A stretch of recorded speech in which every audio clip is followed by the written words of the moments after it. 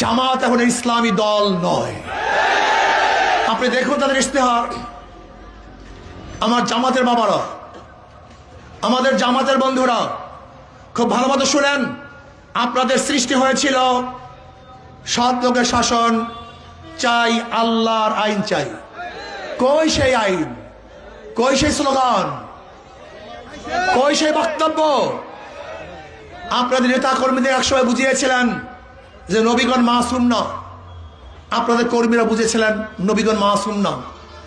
এক সময় তাদেরকে বুঝিয়েছিলেন সাহাবাগণ আদেল নয়। আপনার অনুসারে বুঝিয়েছিলেন সাহাবাগণ আদেল নয়।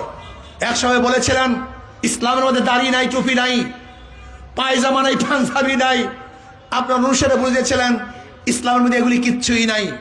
আবার বক্তব্য দিয়েছিলেন যে না, ইসলামের মধ্যে এখন আর কোরআন ও সুন্নাহও নেই।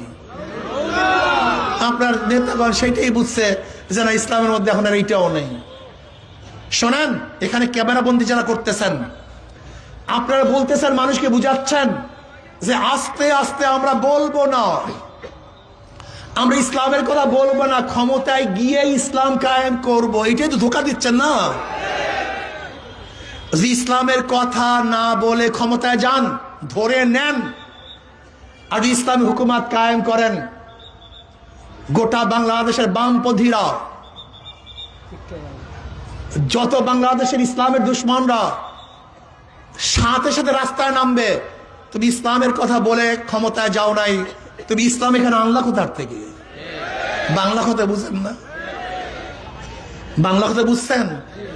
ইসলামের কথা বলে তুমি ক্ষমতায় যাও নাই, ইসলাম তুমি আনলা কোথার থেকে?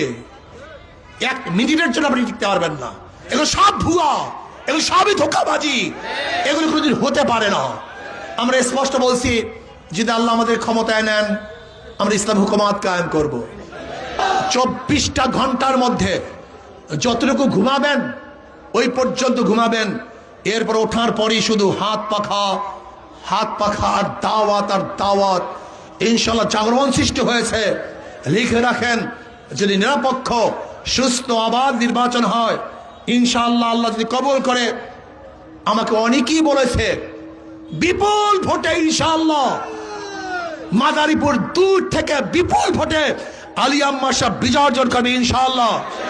এবং আশা করি মাদারীপুরে 1 এবং 3 থেকে বিজয় অর্জন করবে ইনশাআল্লাহ। কাজে আল্লাহ আমাদের সবাইকে কবুল করে নেন। নহে সমাপ্ত কর্মমদের অবকাশ কোথায়? বিশ্রামের। আসো আমরা ইনশাআল্লাহ হাত পাখাকে বিজয় করি ইনশাআল্লাহ। বিশ্রামে যাব।